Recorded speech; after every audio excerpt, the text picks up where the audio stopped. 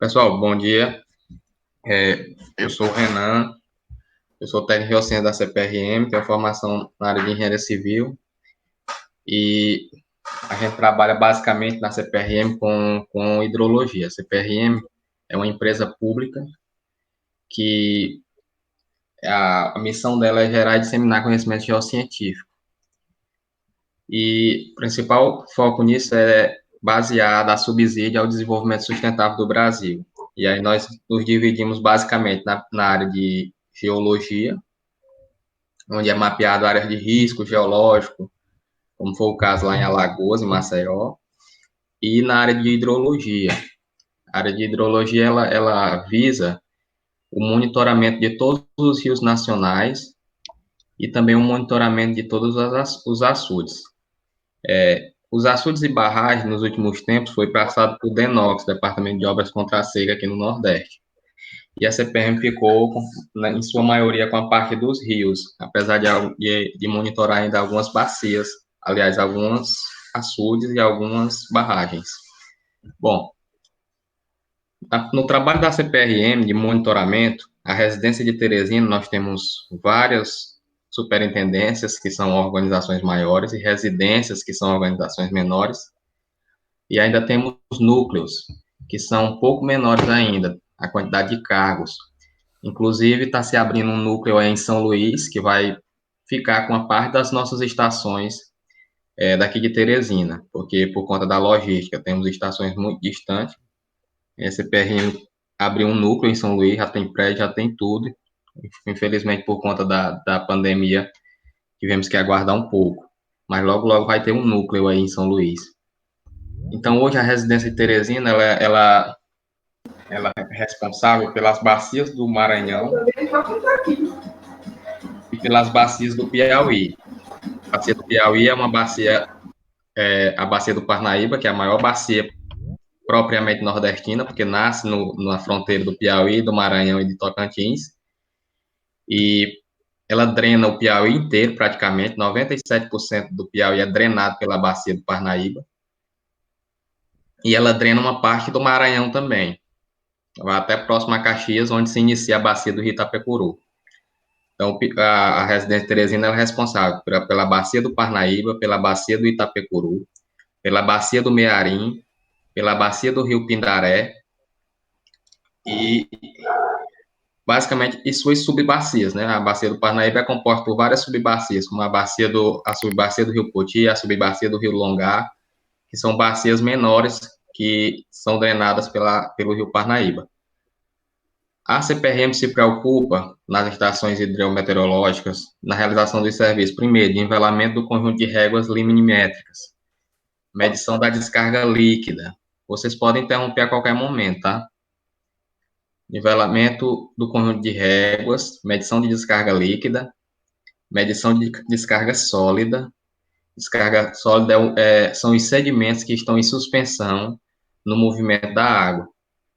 Ela é importante principalmente para saber a vida útil de barragens que estão ajusantes do curso d'água, porque os sedimentos se acumulam nas paredes dessas barragens, diminuindo a vida útil dela. E também é importante para a questão da saúde do rio, quanto mais as suas margens são desmatadas, mais assoreamento há e a quantidade de sedimentos de suspensão tende a aumentar, principalmente em enchentes. Nós monitoramos também 4 parâmetros de qualidade de água, que é o pH, a acidez, né? O oxigênio dissolvido, está intimamente ligado à vida. A turbidez, que tem a ver com a quantidade de sedimento de suspensão, ou outros agentes, pode ser também despejo de resíduos sólidos. E a condutividade, que tem a ver com a salinidade da água, né? Quanto mais ela conduzir eletricidade, mais salgada ela é. Então, isso em estações próximas ao mar é muito importante, porque nos diz se o mar está avançando na direção do rio. E nós fazemos também o download dos dados das plataformas de coleta de dados. Essas plataformas,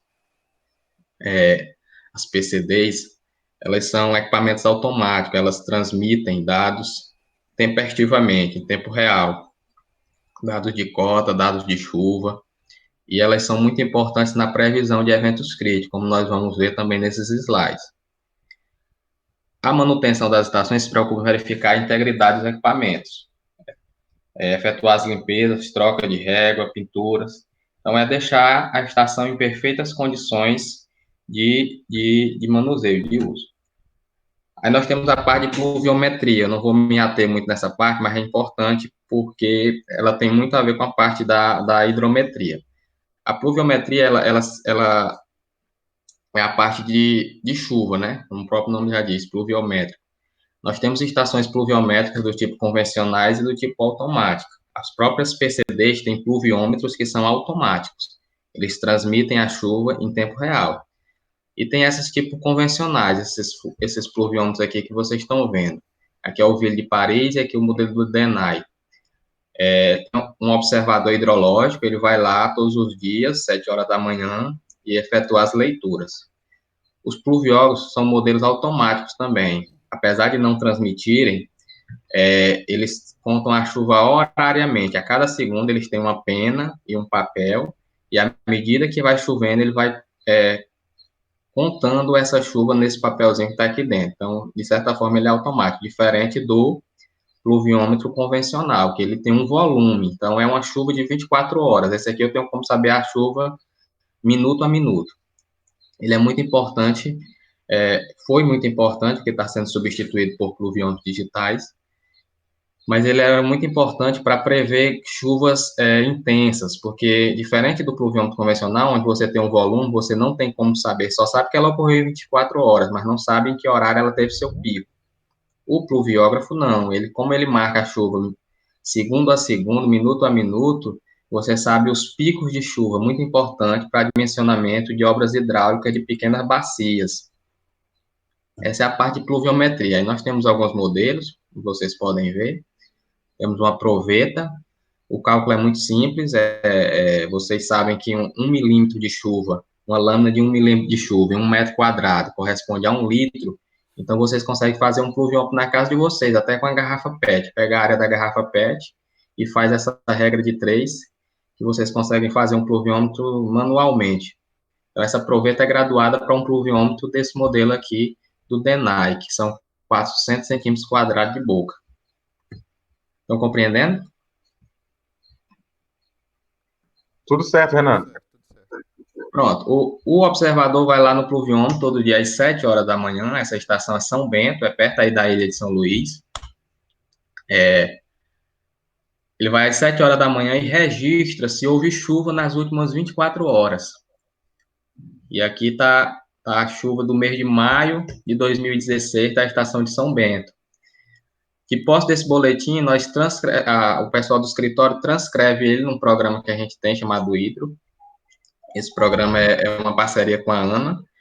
E aí ele gera já os gráficos, os hidrogramas, para serem utilizados e serem disponibilizados para o público. Isso aqui tudo é disponível ao público. Vocês podem encontrar isso aqui no site da ANA, Hidroweb, Telemetria, depois eu posso passar os acessos para vocês. Bom, a segunda parte é a parte da fluviometria. Aí nós temos os rios de fato, né? Primeiro, a primeira coisa que se faz em qualquer estação, quando se chega nela, é a questão das réguas, dos lances de réguas, né? As réguas liminimétricas.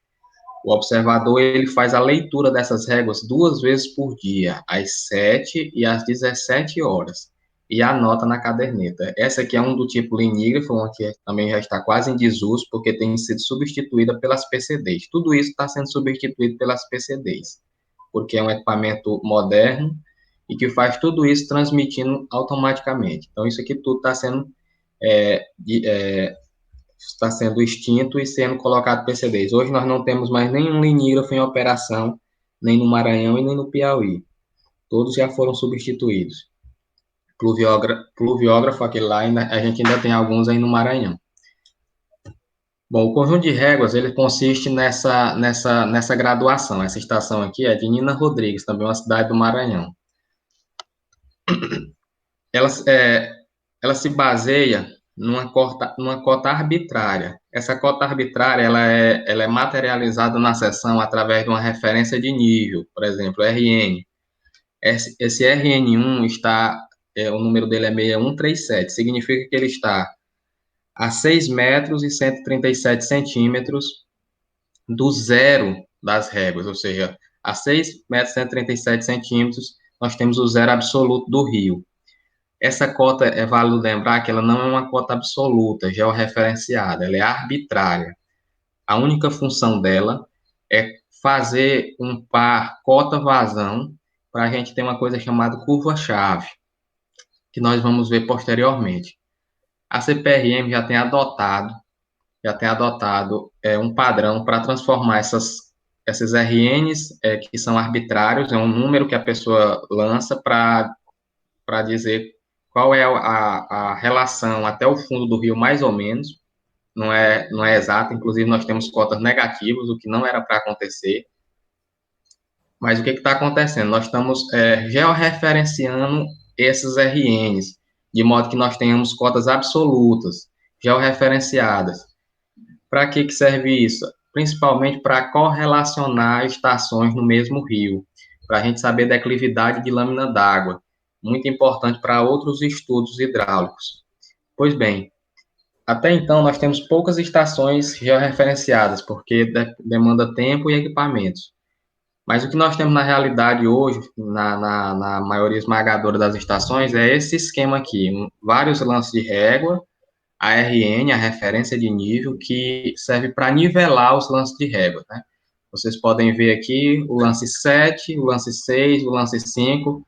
O final do lance 7, aqui embaixo, coincide com o topo do lance 6, e assim sucessivamente. A primeira coisa que se faz é a parte de nivelamento. A gente usa nível digital, na maioria das estações, e a gente confere se as réguas estão niveladas. Por que que esse é o primeiro serviço? Porque a partir da cota é que se referencia todos os outros dados, os dados de vazão, os dados de sedimento, todos esses outros dados são referenciados à cota. O observador vai lá às 7 da manhã e às 17 e lê, faz a leitura da régua e anota numa caderneta. E depois é feito o mesmo esquema, passado por sistema hidro, para disponibilizar para o público. A partir do sistema hidro é gerado também os gráficos de cotas diárias, né? Aqui é um gráfico de cota diária. A média do mês, a média a primeira hora, que é 7 da manhã, a segunda hora, 17 horas, e a média também do dia.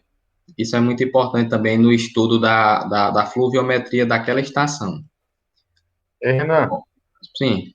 e o número de observadores tem diminuído em relação a essa implantação das novas PCDs? Como é que está essa relação aí com a CPRM, Ana?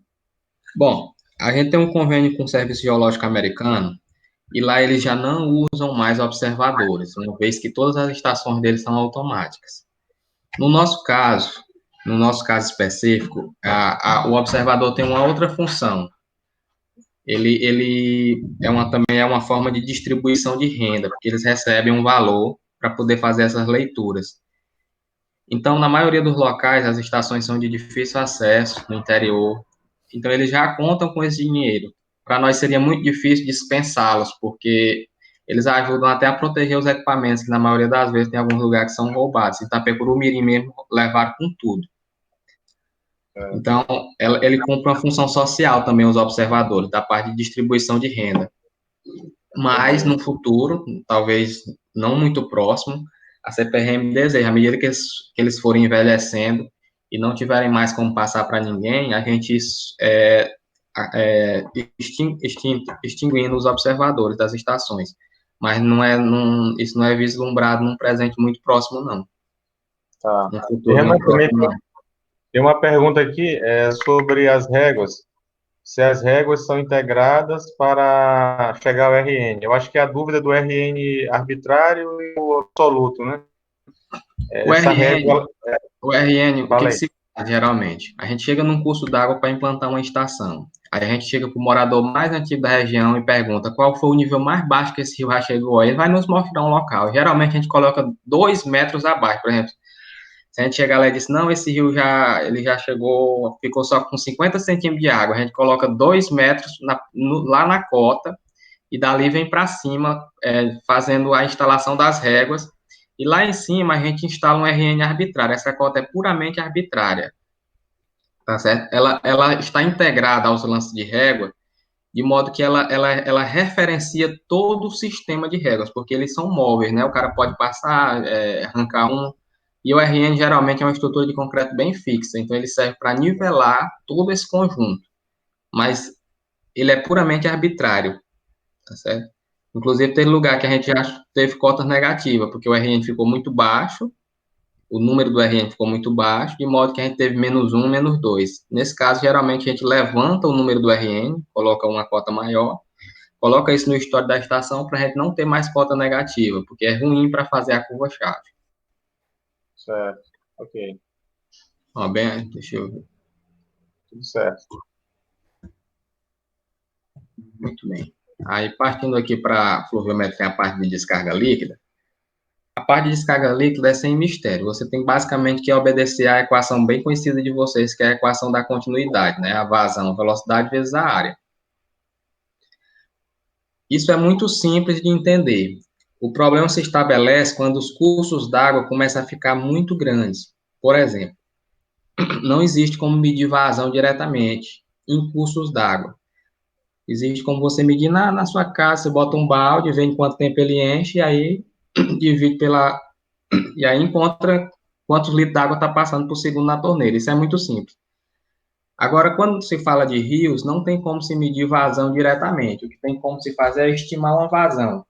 E como é que se estima? Se medindo velocidade e área e multiplicando ambas. A velocidade tem várias formas de ser tomada. Pelo molinete, pelo efeito Doppler, pelo um flutuador, nós vamos ver todas elas. E a área também tem várias formas de se tomar, por integração, por aproximação. Nós vamos ver aqui também. Nós temos a calha-pacho, né, que é um medidor de vazão. Você faz a lâmina d'água entrar em estado crítico, e aí você consegue. Ela tem uma equação, cada calha-pacho tem uma equação, vocês sabem disso. Outro modelo de semidivação é o vertedouro, né? O vertedouro também tem uma equação própria. Cada tipo, cada formato de vertedouro tem uma equação própria. Então, é um modelo também de se medir vazão, através de vertedouros. E outro modelo é através de flutuador, né? Um método através de flutuador. O flutuador, ele determina as velocidades de superfície. Se você não tiver nenhum equipamento, nada, e quiser medir mais ou menos quanto é que está passando naquele curso d'água, você joga um objeto conhecido, que flutue, marca um ponto, por exemplo, 3 metros de distância de uma seção para outra, joga ele no curso d'água, mede quanto tempo ele passa pela primeira seção e pela segunda, você vai ter uma velocidade, né, espaço sobre tempo, vê mais ou menos a profundidade média do rio, multiplica e você tem uma, uma estimativa de vazão. Esse era um método utilizado antigamente para se estimar com uma precisão não muito boa, mas que na maioria das vezes era a única coisa que tinha disponível, flutuadores. O método do molinete fluviométrico. Esse método é muito utilizado, tem perdido espaço para os equipamentos de efeito Doppler, mas ainda é um método muito utilizado, principalmente em empresas pequenas de hidrometria, porque não é só a CPRM que faz esse monitoramento, a CPRM faz em 90% do Brasil, mas existe uns 10% que ainda é feito por empresas particulares. Então, como os equipamentos de efeito Doppler são caros, essas empresas acabam comprando molinetes fluviométricos. A medição em molinete fluviométrico consiste no seguinte, em se tomar as velocidades em vários pontos, como vocês estão vendo. Cada bolinha dessa aí no curso d'água é um local que foi tomada a velocidade através do molinete. O molinete é esse equipamento aqui, ó. Esse comprido aqui, mas vamos ver ele também. Tá aqui um micromolinete, essa hélice dele aqui, ela é calibrada. A quantidade de rotações dela determina numa tabela ou numa equação a velocidade daquele ponto. Então, o que se faz? Até 60 centímetros, como vocês estão vendo nessa tabela, eu tomo uma velocidade média a 60% da altura. A partir de 60 centímetros, se toma 2 pontos, um a 20% da altura e outro a 80% da altura, e a velocidade média é dada por essa outra equação. A partir de 1,20, nós pegamos a 20, a 60 e a 80. e assim sucessivamente, até rios que têm profundidades maiores que 4 metros. Bom, o que se utiliza mais é o primeiro e o segundo método, porque esses aqui já percebeu, o 3, o 4 e o 5, no caso aqui, desculpa, que os dados dele dão muito parecido com esse primeiro e o segundo, então não se utiliza mais tanto. Então, o que, que se faz? Até 60 centímetros, eu pego um ponto a 60% da profundidade. E acima de 60 centímetros, eu pego dois pontos, um a 20% e 8 a 80% da profundidade. Isso fica claro aqui, ó. Próximo do PI, o PI é a seção, né? A seção ela é materializada no campo através de dois mourões. Um que a gente chama de PI, ponto inicial, e outro que a gente chama de PF, ponto final. Esses dois mourões, eles têm que ser o mais perpendicular possível ao curso d'água, definindo o que é a seção. A seção é um corte transversal, como vocês estão vendo aí, e que nela são tomadas as velocidades e as áreas para compor a vazão. Entendido?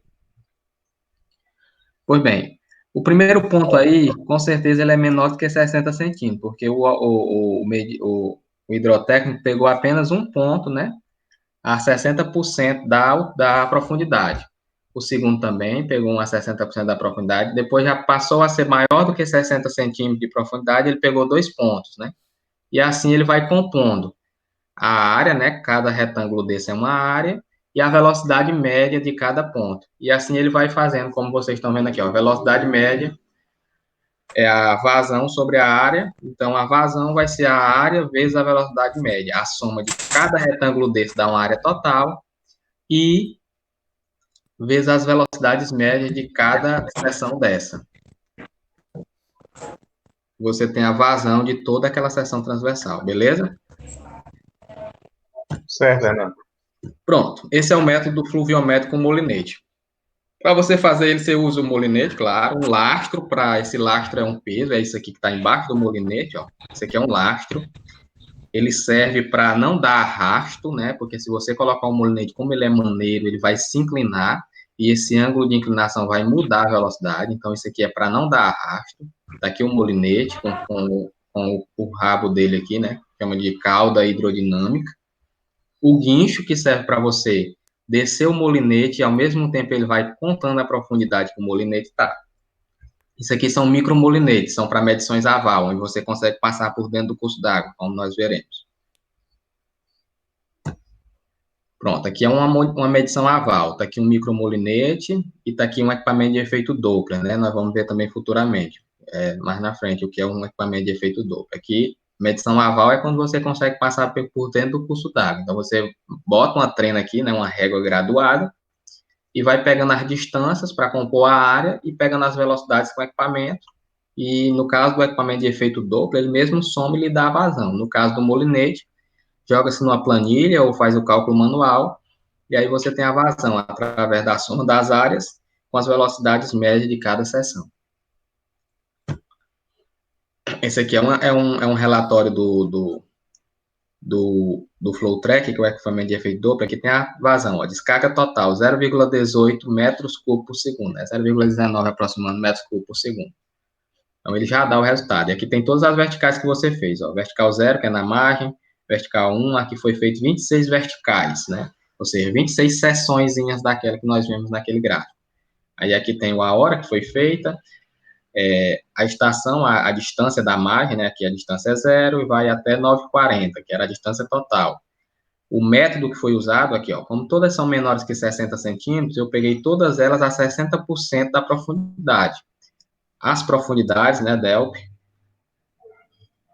aqui nós temos as velocidades médias de cada ponto, o fator de correção, geralmente é 1, e as áreas de cada seção, e aqui nós temos a percentagem de vazão que está passando em cada seção.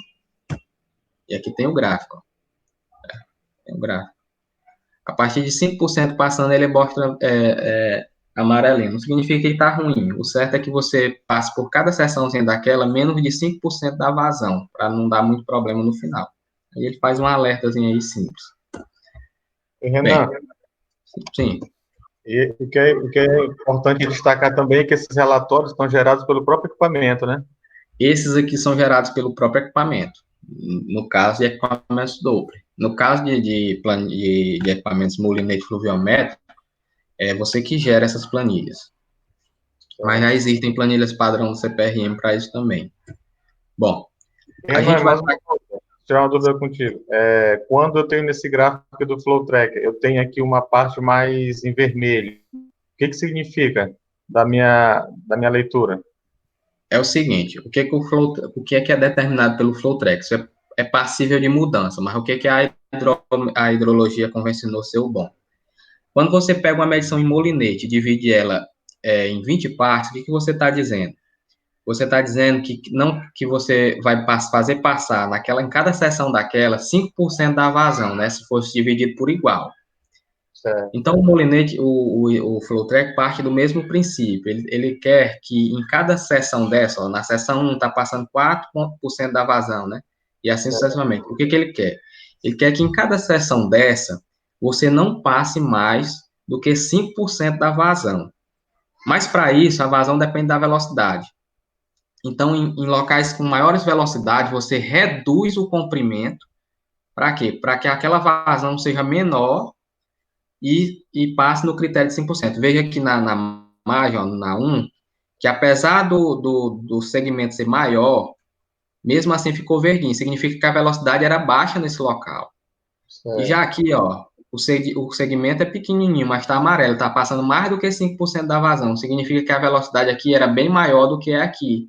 Porque mesmo com segmento pequeno, a velocidade era alta, que quando multiplicou pela área, passou mais do que 5% da vazão. É só nós vermos é o terceiro, né? Então, esse aqui, o 24, ó. O 24 está passando, ó, 5 pontos alguma coisa da vazão. O outro está passando 9 pontos alguma coisa da vazão. Todos os que estão acima de 5% estão amarelinhos. E se for mais do que 10%, vai ficar vermelho, tá certo? Vai te dizer, ó, não tá bom tua medição. Isso aqui é inaceitável. Tá. Ó, você vê aqui o padrão de velocidade, ó. Lá onde, ó, no primeiro a velocidade é pequenininha, ó, a seta é pequena, o vetor. Lá nos últimos, ó, o vetor já é maior, entende? Aí eu teria que fazer o quê? Aumentar a largura entre verticais. É isso? Diminuir, na verdade. Bem aqui, Diminuir. se ele colocasse mais uma vertical bem aqui no meio, dividindo essa aqui em duas, muito provavelmente ficariam verdinhas. Se ele Entendi. fizesse isso com as três, porque ele reduziria a área, e aí faria passar, onde aqui está passando, por exemplo, 9%, se ele colocasse uma no meio, é possível que passasse 4,5% em cada, né? Entendi. E aí Beleza. ficaria... Entendi. Pronto. Aí nós vamos para o campo com a curva-chave. A curva-chave, como eu falei para vocês, nós vamos também falar um pouco dela mais na frente, é o que define aquela seção. Para cada cota existe uma vazão esperada. Para cada cota existe uma vazão esperada, através desse método de curva-chave. Então, quando nós chegamos na estação, nós calculamos pela cota que está na régua qual é a vazão que eu espero. Então, nessa estação eu esperava 4,269 e deu 1,07. Foi o que aconteceu na sessão. Lá na sessão foi visto, foi visualizado, que tinham construído uma barragem a montante da sessão. O que isso ocasionou? O que ocasionou foi que a régua estava com a cota bem alta e a vazão ainda estava pequena, porque construíram uma barragem que mudou totalmente o regime fluviométrico daquele local. Por que eu estou dizendo isso? Porque às vezes você se prende na curva-chave e a curva-chave está intimamente ligada com a seção. Toda vez que a seção muda, a curva-chave muda também, tá certo? Então, isso aqui foi um exemplo que a gente teve lá, da curva-chave mudou totalmente dessa seção após a construção de uma barragem. Bom, beleza. Terminado o método fluviométrico com molinete, nós temos um método mais utilizado hoje em dia pelas grandes empresas de hidrometria. Hidroelétricas, que dependem da água que está chegando na barragem para poder gerar energia. Isso é muito comum na Itaipu. Eu tenho um colega lá, o Maldonado, que faz essa medição quase todos os dias para saber quanto de água está chegando na barra de Itaipu, porque isso está intimamente ligado com as turbinas da geração de energia elétrica. Então, esse equipamento hoje, ele é o mais utilizado, ele é um dos mais confiáveis para medição de descarga líquida. O que esse equipamento faz? O nome dele, ele é um equipamento da Sontec, tem várias empresas que fornecem, né? A Sontec é apenas uma delas. A Sontec fornece esse equipamento chamado M9. O M9, ele funciona por efeito Doppler, ele é um equipamento acústico. Ele lança ondas sonoras na água, e a premissa do M9 é que as partículas que estão se movimentando na água, elas estão se movimentando na mesma velocidade da água. Então, ele joga o som nessa partícula, ela retorna o que a gente chama de blank, e quando ela volta para as células do M9, ela vem com a velocidade e com a área. Se você ver aqui esse exemplo, aqui é como se fosse uma partícula. Essa partícula está se movimentando na direção X, ela tem uma largura Y e uma altura Z. Então, eu tenho uma área que ela está se movimentando. Essa área vezes a velocidade x é igual a uma vazão naquele ponto, infinitesimal. Então, o que o M9 faz é somar exatamente tudo isso. Ó. Todos esses quadradinhos ele vai somar e vai compor a vazão daquele local. Agora, é imperativo lembrar que o M9 não tem como medir as margens, medir o topo, a superfície e medir o fundo. Então, o que ele faz com essas áreas? Ele faz extrapolações e faz interpolações, principalmente extrapolações. Ele extrapola nas áreas que ele não consegue medir. Então, ele consegue medir 70%, 60% da área e os outros 30%, 40%, ele faz extrapolações. Se vocês verem aqui, nesse gráfico aqui, nessa imagem, ele não consegue medir a superfície. Por quê? A superfície é uma zona de muita turbulência. Então, ele despreza uma área de 25 centímetros, geralmente, na superfície.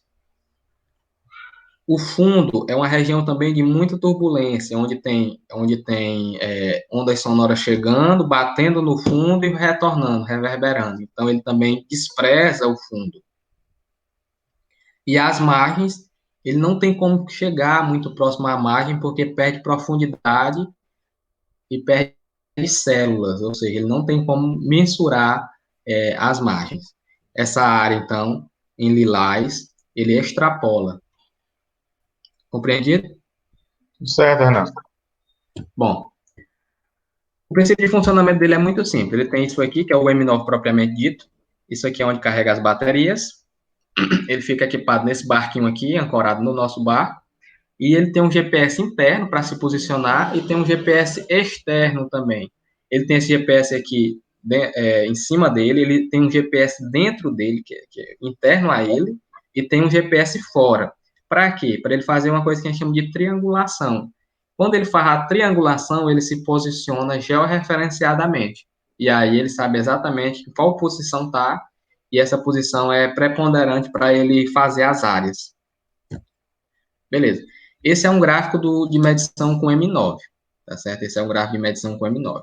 Aqui é o Rio Parnaíba na sua estação mais jusante, próximo do encontro dele com o Oceano Atlântico, né? Então, nós temos a estação de Luzilândia, e isso aqui é uma medição com o M9. Aqui vocês veem que ele desenha o perfil do rio, ó, ele desenha o perfil do rio, e aqui vocês veem com clareza ó, a área que ele não consegue medir. Essa areazinha branca aqui, entre esse colorido e o fundo do rio, é uma área que ele não consegue medir. Ele vai extrapolar ela. E aqui são as várias partículas, essas cores que vocês estão vendo, são as várias partículas que ele conseguiu pegar a velocidade, e vocês vão ver que são retângulos ou quadrados, é a área que essas partículas estão ocupando no cálculo de vazão. Uma particularidade do M9 é que a gente não pode passar uma única vez na sessão, a gente tem que fazer pares de travessia, então a gente vai e volta até no máximo, no mínimo, aliás, 12 minutos de travessia. Então, vocês estão vendo aqui, ó, aqui embaixo no resumo, uma ida e uma volta, né? Aqui, ó, uma ida e uma volta. E aqui ele faz a média, no caso, 732 metros cúbicos por segundo. O M9 tem outro problema. Qual é o problema dos equipamentos de efeito acústico? Eles, quando o rio é muito arenoso e as velocidades da água são altas, o fundo se movimenta. A gente chama de fundo móvel. O fundo se movimenta em velocidades inferiores à água, evidentemente, mas ele está sendo arrastado. E o equipamento, por ser disso, ele pega uma velocidade menor do que aquela real, porque é velocidade relativa, a água se movimenta numa velocidade, o fundo está sendo arrastado em uma velocidade menor e na mesma direção. Então, ele vai pegar uma velocidade menor, vai subtrair a velocidade real da velocidade do fundo. Para isso, é preciso corrigir através de um teste que vocês estão vendo aqui também, ó, loop, significa fundo móvel. O fundo móvel consiste em verificar qual é a velocidade que esse fundo está se deslocando. A gente faz isso saindo de um ponto conhecido, fazendo a travessia no rio e retornando ao mesmo ponto. Pela lógica matemática, a vazão seria zero, porque eu partiria somando a vazão e voltaria subtraindo a vazão. Pela lógica, seria zero. No entanto, se houver fundo móvel, essa vazão vai ser diferente de zero. Então, o M9 vai corrigir isso. Ó. Aqui tem uma velocidade, tem uma vazão real, aliás, medida primeiramente, e aqui tem uma vazão corrigida pelo loop. Perceba que a vazão que foi medida inicialmente, 732, é menor do que a vazão corrigida pelo loop, que é 759. Então, quando rios arenosos, como é o caso do rio Pindaré, aí na altura de Santa Inês, geralmente, com altas velocidades, eles apresentam esse problema de fundo móvel. Eles são arrastados, o fundo é arrastado pela correnteza. Beleza? Renan, Certo. agora Sim.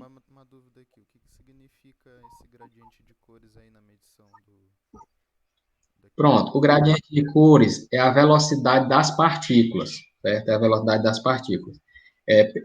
Perceba que as partículas da margem, ó, tendem a ser de velocidade menor. Ó, aqui, ó, o gradiente. Velocidade absoluta das partículas.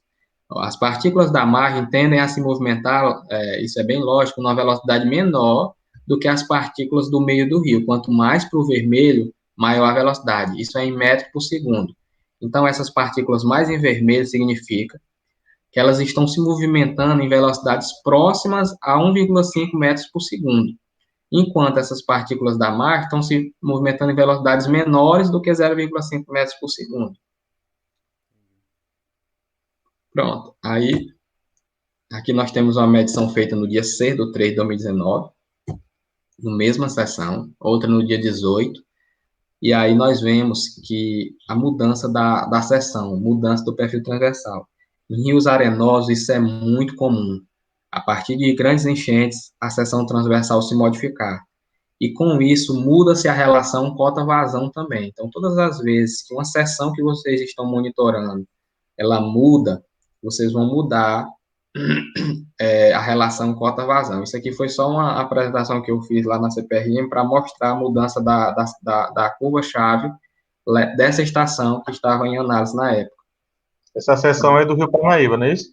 Essa seção é do Rio Parnaíba. As seções do Rio Itapecuru e do Rio Mearim, principalmente do Rio Itapecuru, geralmente são seções com alta densidade de rocha. Elas não se modificam facilmente. As seções que mais se modificam no Maranhão são as seções do Rio Pindaré, principalmente mais a jusante, que é a próxima da ilha de São Luís.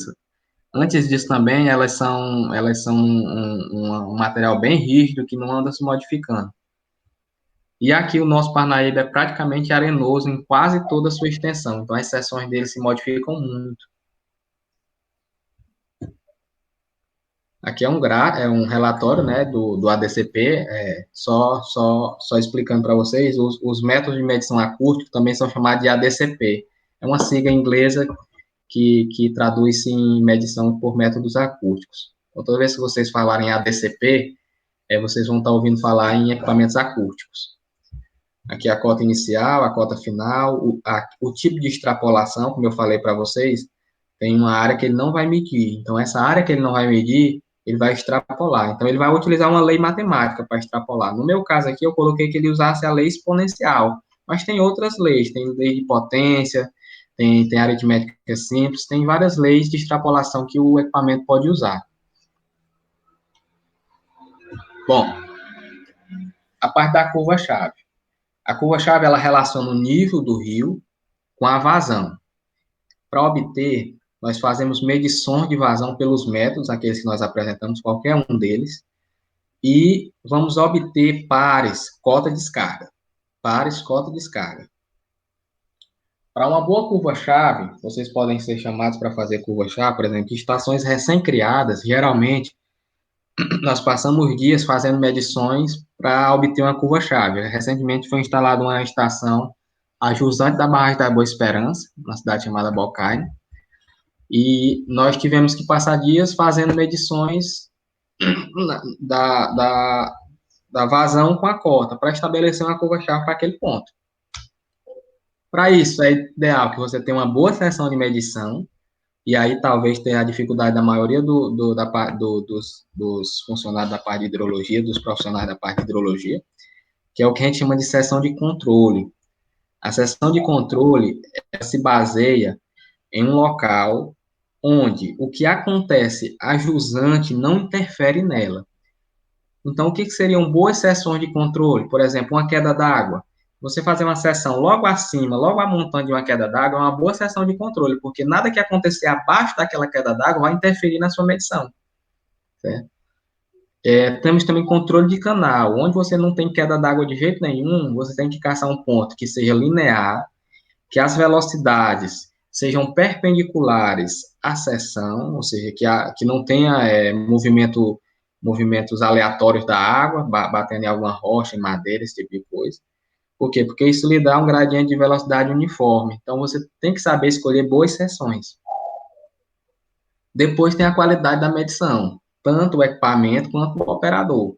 E às vezes nós temos um equipamento bom, mas o operador não sabe manuseá-lo. E às vezes nós temos um operador muito bom, mas o equipamento não ajuda. Está com problema, então é preciso que isso esteja bem definido, esteja muito bom, o equipamento e o operador. Saiba mexer no equipamento direitinho. Por exemplo, o M9 mesmo, ele tem vários parâmetros que tem que ser colocados antes de iniciar uma medição. Se você não colocá-lo, ele vai dar resultados errados para você e você vai pensar que está correto. Depois nós temos que ter as réguas bem niveladas. Como eu disse, o par é cota vazão, é cota descarga. Então, se você está com a cota errada, o seu par já está errado. Então, as réguas têm que estar bem niveladas pelo aquele RN que nós falamos lá no início. E depois você tem que ter boas extrapolações. Ou seja, não adianta você ter bons pares de cotas vazões se as suas extrapolações matemáticas são ruins. Você vai ter uma péssima curva-chave. Por derradeiro, mas não menos importante, a relação da curva-chave, cota e vazão, ela tem que ser biunívoca. O que isso significa? Para cada par, cota vazão, para cada par, eu só posso ter um ponto relacionado. Então, eu só posso ter um ponto para cada par, cota vazão. Eu não posso ter uma cota de 120 centímetros e ter 3 vazões associadas àquela cota. Eu só posso ter uma única vazão associada àquela cota. É possível ter 3 cotas, 3 vazões, 4 associadas à mesma cota? É possível. É possível numa coisa que a gente chama de curva em laço. Em locais onde a lâmina d'água ela precisa encher várias bacias dentro do rio para poder a água se movimentar. Isso é muito comum em rios no Nordeste seco, onde os rios têm várias bacias dentro do próprio rio, vários buracos, e aí a água começa a se movimentar, e aí ela chega numa bacia dessa, ela primeiro precisa encher aquela bacia para depois continuar o movimento dela. Então, isso gera curvas erradas. É o que a gente chama de movimento banheira.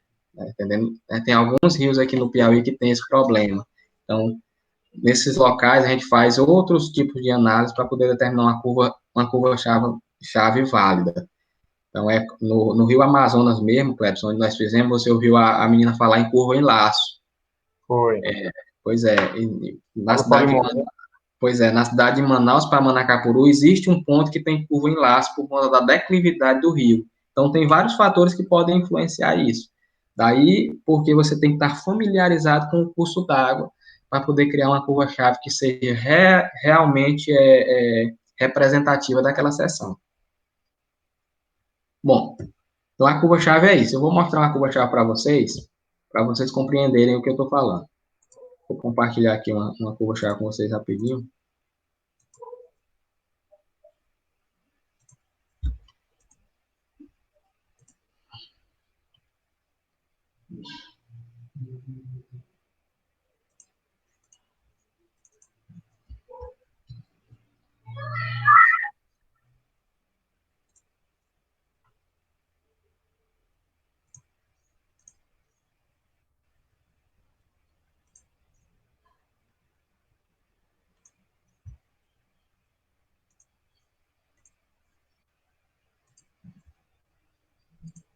Tá aparecendo na tela total de vocês?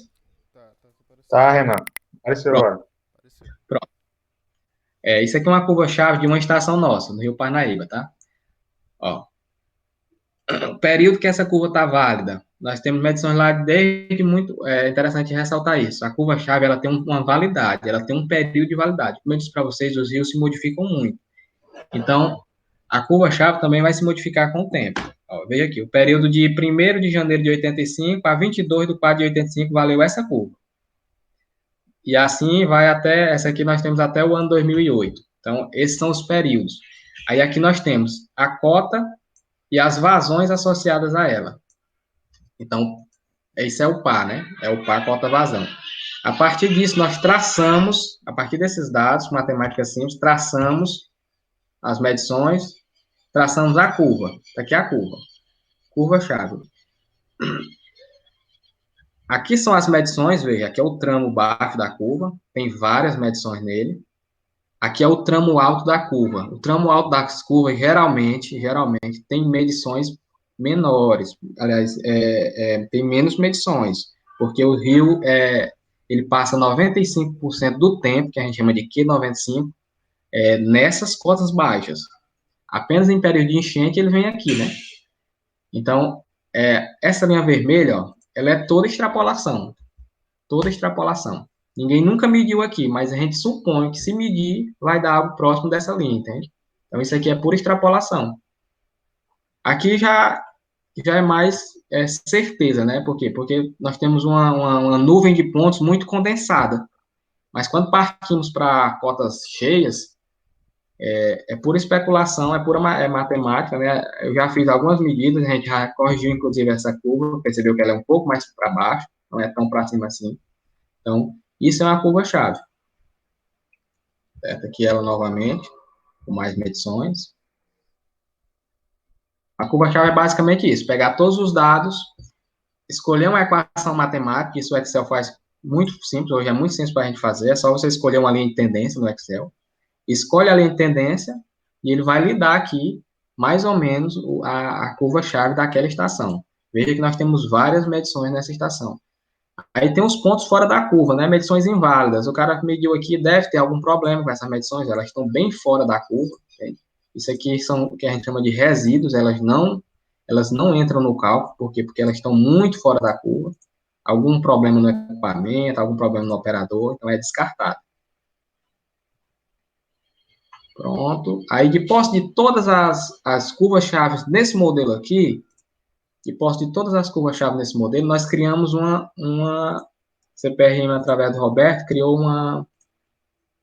Vou jogar aqui e ver se aparece. Apareceu no de vocês? Não. Tá, eu vou compartilhar. Tá.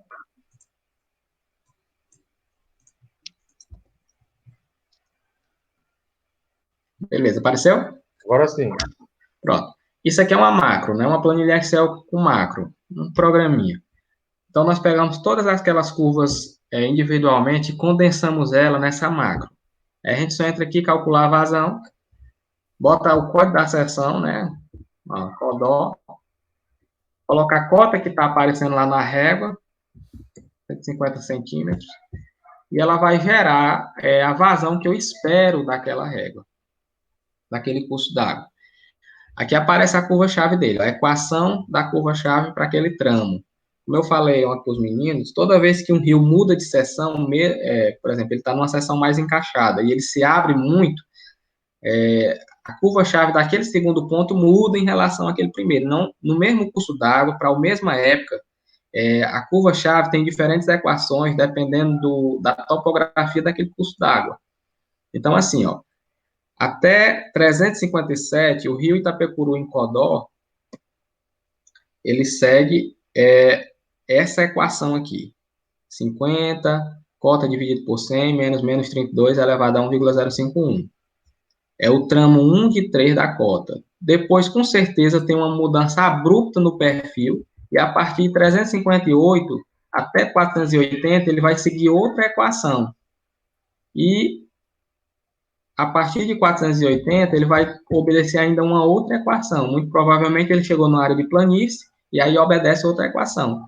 A partir de 11 metros, 11,01, aí já é pura extrapolação, ó. A curva foi estendida para a cota desejada, então não existe mais medições a partir daqui, só existe extrapolação. A gente sugere que ele vai obedecer a essa equação, mas já não é mais tanta certeza como era até a cota de 11 metros, porque a partir daí, a curva só foi estendida para essa cota desejada, não temos garantia que ela vai obedecer, certo? Então a curva-chave é basicamente isso. Para a gente ajudar, né?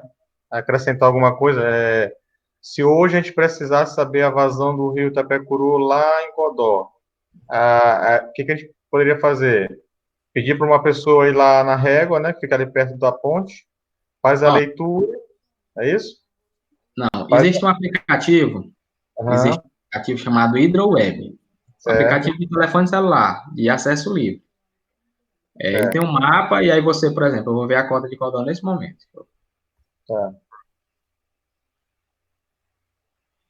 Ele é de acesso livre, e você pode baixar ele no seu telefone. HidroWeb, não é isso? HidroWeb. Ó, aí você tem acesso a todas as PCDs do Brasil inteiro. Ó. Coincidentemente, a cota na estação de Codó, nesse momento, é 150 centímetros. Às 10 horas e 45 minutos, a PCD transmitiu que a cota de Codó era... Deixa eu mostrar aqui para vocês.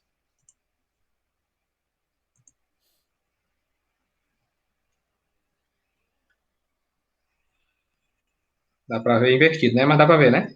Dá sim. Ó, a cota de Codó é 150 centímetros, através desse aplicativozinho aqui, ó. HidroWeb. Beleza. Pronto.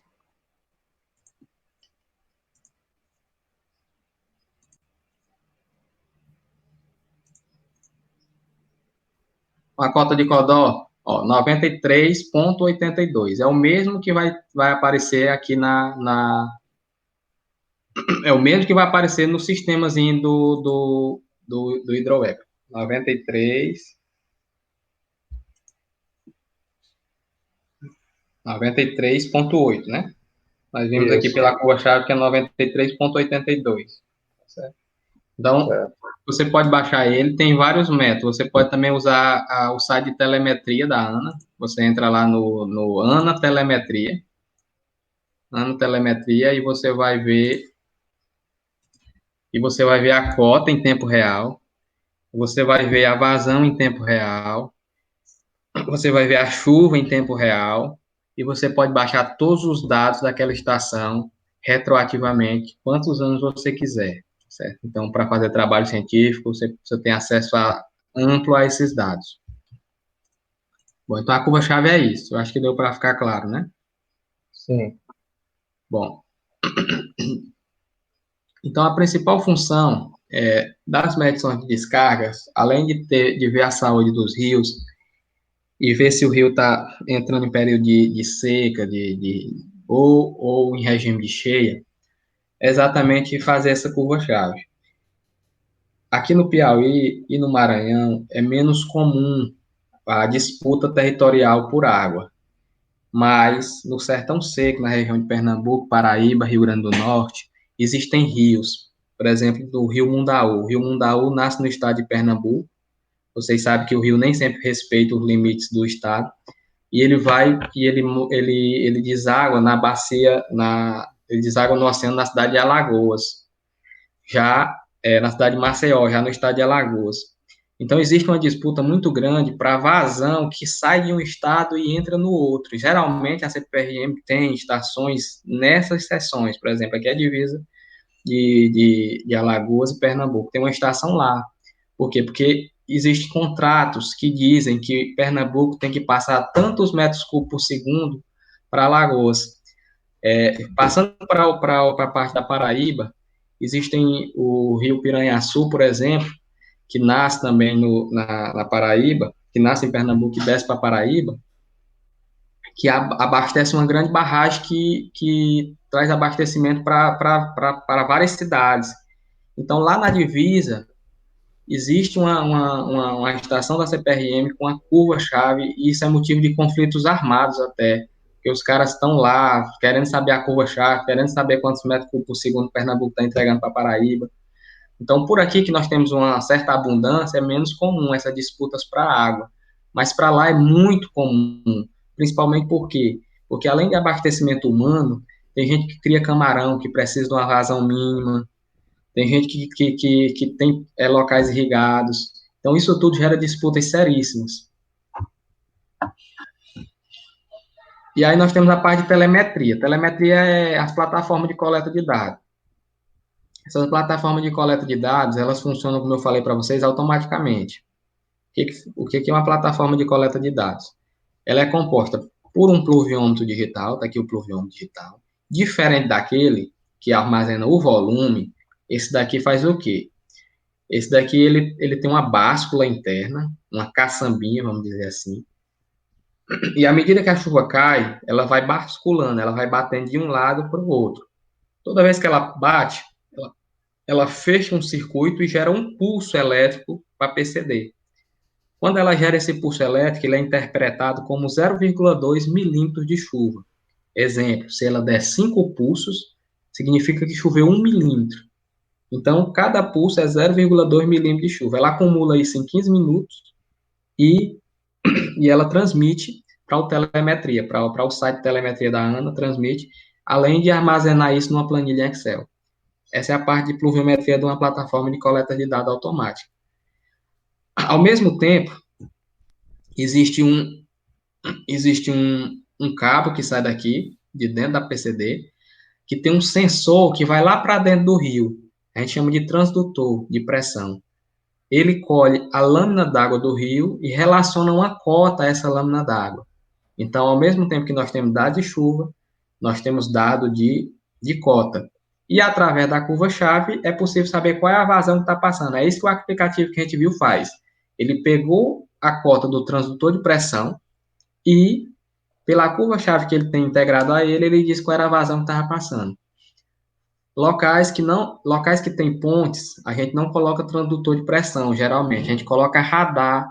Esses radares, eles são melhores, porque eles sofrem menos variação do curso d'água. O transdutor de pressão pode vir uma madeira e pegar nele. Em rios que o curso d'água que é muito arenoso, ele às vezes é entupido pela areia. Então, em locais que tem ponte, a gente coloca um radar na ponte. O radar, ele é um sonar, né? Ele joga uma onda sonora, ele bate na água, retorna e diz qual é a altura ali e a gente relaciona a cota com aquela altura. Então, tem transdutor de pressão, radar, sonar. A gente tem também uma outra modelo de verificar a cota, que é um borbulhador. É uma mangueira, nada mais do que uma mangueira. Ela entra na PCD e vai para dentro do rio. E essa mangueira, a cada 3 minutos, ela joga uma bolinha que sai da PCD e vai em direção do rio. E através da pressão que essa bolha sofre quando chega no rio, é possível se verificar qual é a coluna d'água. É um outro modelo de verificação. Ele é muito usado em rios que secam, rios não perenes, rios intermitentes. Porque o transdutor de pressão, na hora que ele seca, ele queima. E a mangueirinha não, ela pode ficar seca o tempo que for necessário. Então, é outro método utilizado também pela telemetria para medir cota. Beleza, aqui nós temos o data logger, ó. Isso aqui é o local onde fica armazenado todos os dados, vocês podem ver aqui verdinho, de um dos modelos de PCD que a gente tem. Aqui tem uma bateria, geralmente elas são roubadas por conta dessa bateria e por conta desse painel solar, né? Existe um painel solar que alimenta a bateria durante o dia. E tem uma antena que a gente chama de antena GOES. Ela é apontada para um satélite, chama satélite GOES, e é ela que faz a transmissão dos dados. Essa é a estrutura de uma plataforma de coleta de dados. Está aqui de novo, uma. Isso aqui é um controlador de carga, serve para poder pegar todas as cargas e não deixar que elas ultrapassem o limite de 19 volts, para a PCD não queimar. E, Renan, esse modelo de PCD aí é novo, é? Não, esse aqui já é bem antigo, é um modelo que a gente chama de OTT. Ela é um OTT do Ocense. A gente está tendo novos modelos agora. Não sei se tu lembra, Kleber, só aquele cara que estava com a gente lá da Dual Base. Lembro. Pois é, aquele cara ali entrou no ramo das PCDs e ele já está ganhando bastante dinheiro com isso. Ele mandou três agora para a CPRM, todas três modelos nacional da Dual Base. Era eu esqueci o nome dele agora, que ele estava até no meu grupo na época. Pois bem, isso é uma plataforma de coleta de dados. Até agora nós falamos da rede hidrometeorológica nacional, que é gerida pela CPRM e pela ANA, Agência Nacional de Águas, em uma parceria que tem desses dois órgãos. Mas a CPRM também tem produtos puramente da casa, e um deles é esse aqui, é o SAS, Sistema de Alerta de Eventos Críticos. Esse sistema de alerta de eventos críticos é disponibilizado em tempo real através das plataformas de coleta de dados, Quais bacias estão em estado de inundação, em estado de alerta, em estado de atenção ou estão normais? A bacia do Rio Itapecuru foi colocada no SARS agora nesse ano de 2019. Então, ela já está aí sendo monitorada. A residência de Teresina monitora duas bacias no sistema de alerta. A tendência é que se inclua a bacia do Mearim, que o Mearim passa ali na cidade de Bacabal, que é um polo importante, e a bacia do rio Pindaré. Então, essas duas bacias muito provavelmente vão ser incorporadas a esse sistema muito em breve. Mas até então, até agora, aliás, a gente só tem a bacia do Parnaíba e a bacia do Itapecuru monitorada pela gente. Vocês podem entrar no site da CPRM, vocês vão ter essa tela aqui, quando vocês baixarem lá, vocês vão ver essa tela. E aí, por exemplo, vocês vão entrar na bacia do rio Itapecuru. Aí ele vai desenhar aqui onde são os limites da bacia do rio Itapecuru, onde ele nasce, né, lá na Serra do Itapecuru, perto de Balsas, as estações que tem nesse rio, nesse curso de rio, e quais, como eu falei para vocês, a estação de Itapecuru foi roubada, está sem transmissão, ela foi roubada. E as outras estações, as cotas que elas têm. Se vocês clicarem, quando vocês entrarem no site, uma dessas bolinhas aqui vai mostrar os dados da estação. Vocês podem acompanhar a cota, podem acompanhar a vazão também por aqui, tranquilamente. Então, essa aqui é a bacia do rio Itapecuru. Essa aqui é a bacia do rio Parnaíba. Então, tá aqui, ó. Lá, ela é maior, então ficou mais condensada aqui, os nomes não dá para ver muito. Mas essa amarelinha bem aqui, ontem, é Barras, a cidade aqui da gente, que sofre muito com inundação. Então, ela está em cota de atenção, tá amarelinha. Né? Significa que se continuar subindo, ela vai entrar em cota de inundação. Mas o que a gente sabe aqui é que ela já está descendo, né? Ela já teve inundada recentemente e ela está voltando para a calha do rio. Então, esse é o sistema de alerta. Através desse sistema de alerta, nós colocamos em estado de prontidão todas as defesas civis, municipais e estaduais, a fim de que se salvem pessoas e bens materiais também, comércios que ficam na beira de rio. Então, a gente avisa na bacia de Itapecuru 24 horas de antecedência. Então, em 24 horas de antecedência, nós damos a previsão, a cota atual, a cota de inundação e a cota prevista em 24 horas, para que as pessoas possam sair de suas casas, tirar seus pertences. Geralmente, o número de acerto tem girado na casa dos 90%, né? A gente acerta bem essas previsões. Quem faz isso na CPRM é o Cláudio e o Roberto, essas previsões de cheio. Então, a parte do sistema de alerta é isso. E nós monitoramos a qualidade da água, como eu falei lá no início, né? A qualidade da água que nós monitoramos são 4 parâmetros. O pH tem a ver com a acidez da água, né? Então, isso nos ajuda a monitorar, por exemplo, se estão sendo jogados resíduos industriais na água. A gente tem um histórico, né, da estação, de qualidade da água da estação, então a gente consegue comparar se há uma modificação grande naqueles históricos. A condutividade, como eu falei, a questão da salinidade, o oxigênio dissolvido tem a ver com a vida dos seres que estão no ambiente aquático, e a turbidez, que tem a ver com a quantidade de material de sedimento de suspensão. Bom, pessoal, já estourei meu tempo aqui, eu falo demais, né? Eu tenho isso em comum com Fidel Castro, mas era isso que a gente queria apresentar para vocês. Bom, Renan, ouvindo? Tô ouvindo.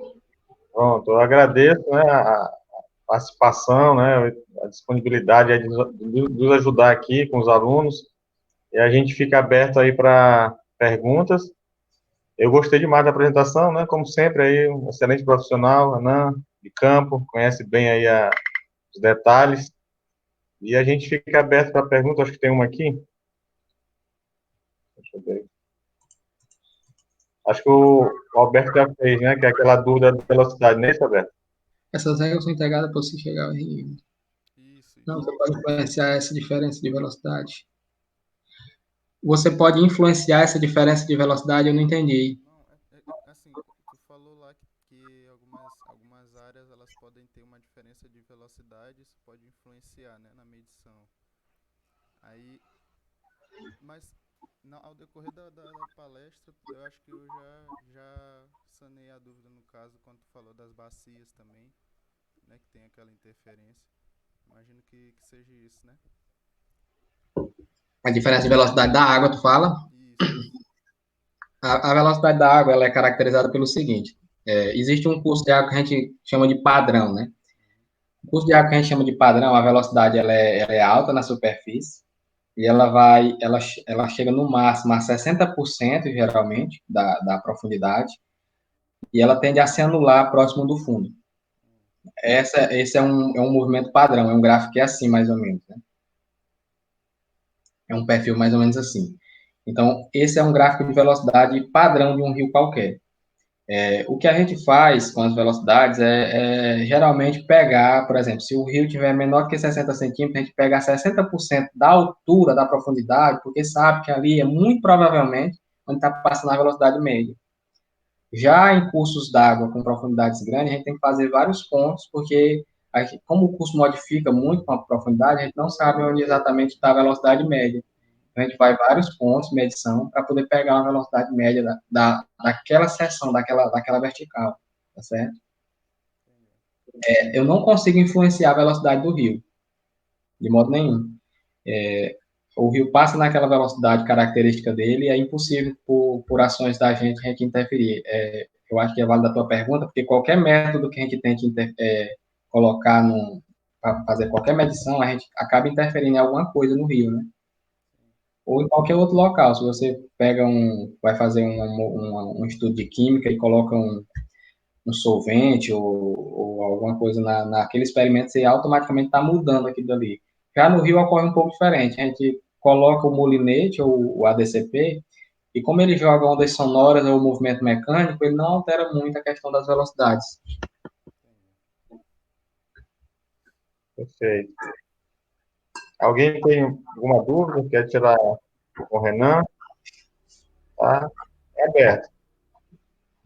E, Renan, também essa questão da velocidade, eu acho que o Alberto perguntou, também tem a ver com a questão da morfologia fluvial, né? A questão de rugosidade, de fundo, acho que era mais ou menos isso aí. A velocidade do fluido vai depender aí da rugosidade do canal, do formato também, Exatamente. é isso? Todos aqueles parâmetros que a gente utiliza para canais controlados, rugosidade, coeficiente de Meng, eles valem para canais naturais. Evidentemente que nos canais controlados, como o próprio nome sugere, a gente tem controle das variáveis. Já nos canais naturais, elas são ao acaso, né, digamos assim, a gente não tem controle dessas variáveis. Renan, como não tem mais perguntas, eu agradeço a participação, né, em nome da CPRM também, que disponibilizou o profissional, o técnico, você. Aí agradeço pela amizade também, né, pela vontade de ajudar. E agradecemos também pela questão técnica também, assim, como a gente já se conhece, sabe aí dessa experiência de campo, então fica mais fácil para o aluno, que vai ser um futuro engenheiro agrônomo, ele tem, assim, essa vontade de aprender mais sobre hidrologia hidráulica, que é uma coisa, assim, que nos cursos fica um pouco ainda, bem superficial, e que o aluno possa aprofundar. na hidráulica, principalmente na hidráulica, nessa parte de hidrologia, que a gente vê que a CPRM é uma empresa que trabalha com isso e tem vários profissionais, né? Pode falar melhor sobre isso. Diversas áreas. Bom, aí é o seguinte, evidentemente que a área de engenharia agronômica é muito ampla, né? A gente sabe que as engenharias como um todo são muito amplas e alguns não têm muito interesse pela parte, preferem a parte de vegetais, né? Ou de outras coisas, mas eu lhes garanto que essa parte de hidrologia, se vocês entrarem nela, ela é muito fascinante, certo? É muito fascinante. E a CPRM tem concursos, agora porque está bem congelado, mas na hora que voltar aí as coisas, com certeza vai ter concurso para técnico, para pesquisador, para analista.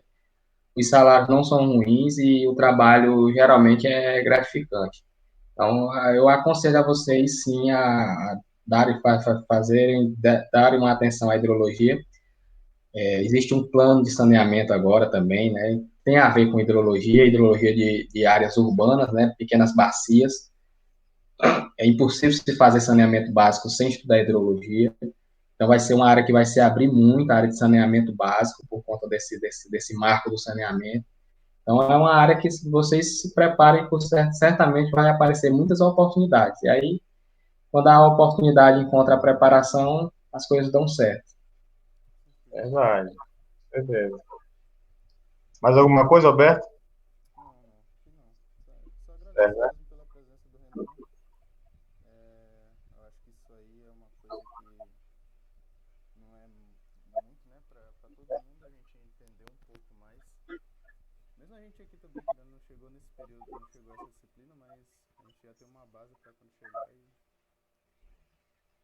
Pronto. Pois eu agradeço, Cleves. Nós estamos à disposição, a CPM está à disposição. A gente já faz isso com o pessoal da Universidade Estadual, mas é em campo. Seria muito bom tê-los em campo também, passear de barco com vocês, andar aí medindo os rios.